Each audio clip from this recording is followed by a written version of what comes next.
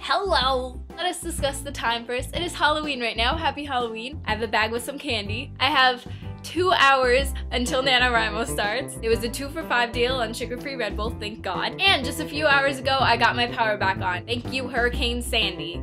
So now it is time to do my October wrap-ups / favorites. In these videos, they're very, very long videos, but in these videos I talk about all the books that I read during the month, and then I also talk about some of my favorites during the month, like my favorite book of the month. What are you doing? Netflix view of the month, favorite beverage to read with, mug of the month, favorite stress-relieving product, and favorite song of the month. I leave an annotation to the favorites somewhere like around here throughout the entire video because I know that the reviews that I give for the books are pretty lengthy, so I'm just gonna roll into it. Why not? Also, if you want more detail of any book that I review, I also review them on GoodReads in more detail, so all the GoodReads reviews will be linked below. The first book that I read was The Casual Vacancy. I don't know why everyone hated this book. I really thoroughly enjoyed it. I gave it 4 out of 5 stars. I will tell you that the people that didn't rate it very well did not stick through to the end. They didn't even stick through to the beginning, really. The first 60 pages, nothing happens. It's all character development, which was really hard to get through. It really was. But after you get through that,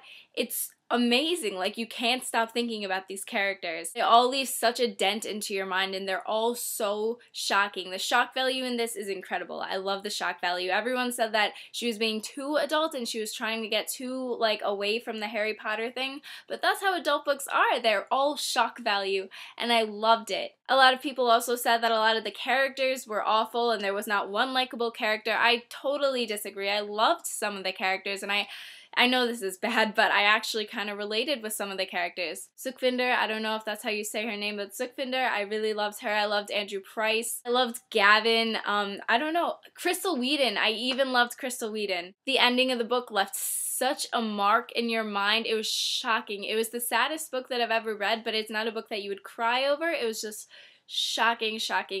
And a lot of the town residents, you could relate them to other people in your life, and it's reality, and it's the shock of reality that rings true in your mind as you're reading this book, and I thought it was absolutely wonderful. This would definitely be a reread for me, no question about it. I would totally read it again. I would just skip the first 60 pages. The second book that I read I don't have with me because I let my friend borrow it, and I am pleased to say that he finished it tonight and he really enjoyed it. That is The Perks of Being a Wallflower. The Perks of Being a Wallflower was a reread for me. I read it in 9th grade, but I completely forgot what it was about, so I was like, the movie is coming out and I should probably read it. And I did, and it was wonderful. I can see where some people dislike it because it does have those weird cliches in it, but in all honesty, it was just like a nostalgic journey for me. I know that Charlie dealt with very specific things that happened to him in 9th grade, like, oh, he went to this one party and these specific things happened, or this specific thing happened with him and his sister. However, it made me think a lot of my freshman year, and it just made me completely nostalgic for my own year and my own firsts. It was nice thinking back to my own firsts, and it was nice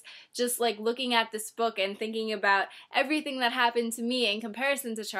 If it was any teenager other than Charlie who was narrating this book, I don't think it would have worked because Charlie is so completely honest, where no other teenager is. So to get his real honest opinions on everything, it was perfect. It was absolutely perfect. And the way that Sam like whipped him into shape at the end, it was wonderful. I finished it in one day. It did make me cry, and it did have a lot of things that I underlined, and I absolutely love this book. I gave it a 5 out of 5. The next one I read, don't judge me by how I keep my books. I know a lot of people really take really good care of their books. I'm just not one of those people, clearly. I really like used books. I like them so much, and I love underlining things in my books, and I do dog-ear my books because I want to like remember important things. I like marking my territory in my books. That's really it. This is the cover page. I don't know where the rest of the book is, but I have the cover page and I read the book. It's called Ellery Queen.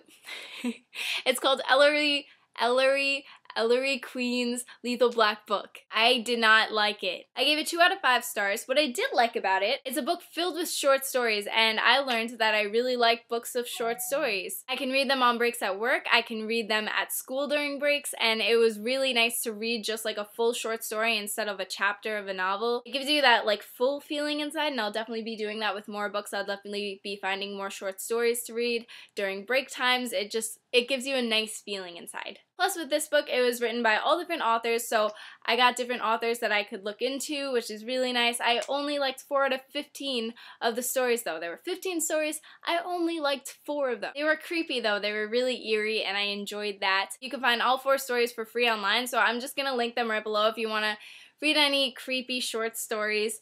Go ahead down below, read. 2 out of 5 stars though.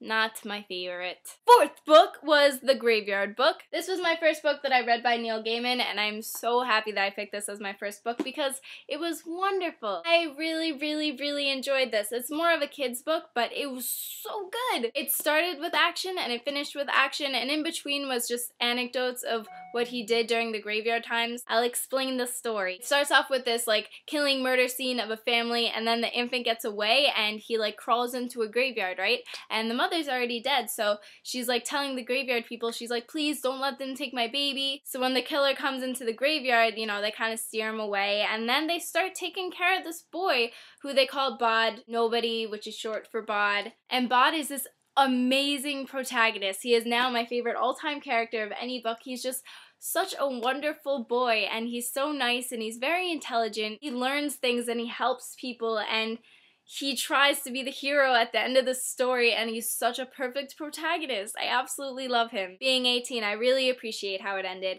and it was such a good book, and I gave it 5 out of 5 stars. It also has really fantastic illustrations. There is an example.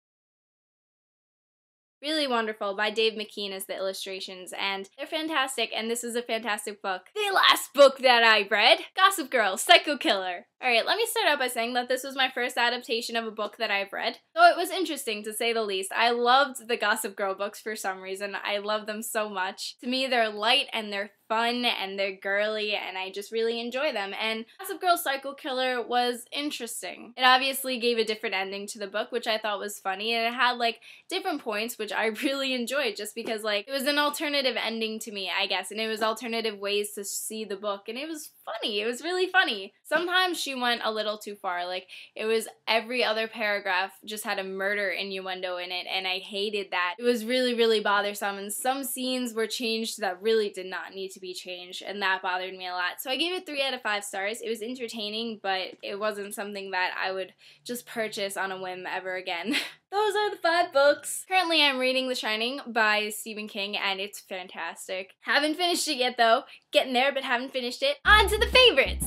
Let us start with my favorite book, which was hard because, again, I had 2 5-star rating ones. I'm gonna have to go with The Graveyard Book by Neil Gaiman. Last month, I picked a kid's book, and this time I'm also picking a kid's book. It was very heartwarming, and it was a very wonderful book to read in October, and I would highly recommend it to anyone. There was not one bad thing about this book. There was no one bad thing about The Perks of Being a Wallflower either. I would recommend that one as well, but not everybody has read this book, and I feel like a lot more people have read The Perks. I recommend this one. Buy this one. Get it. Netflix View of the Month. South Park. I watch South Park more than anyone. I love South Park. It is amazing. It's just funny. It's so funny. Favorite beverage to read with this month? I'm gonna have to go with regular tea with honey. That's so boring, I know. It's what I drank the most because it was cheap and caffeine. Mug of the month. I collect novelty mugs if you don't know, and this one was very exciting. The best friend found this mug for me and I was so happy. It has the Cheshire Cat on it from Alice in Wonderland, and when you put hot stuff in it, it disappears. My favorite stress relieving product of the month?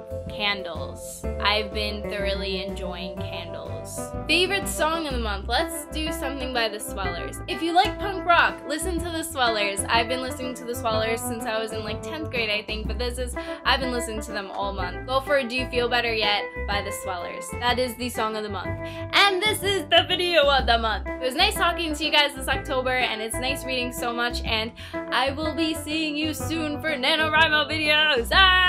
Less than 2 hours until I write. Bye!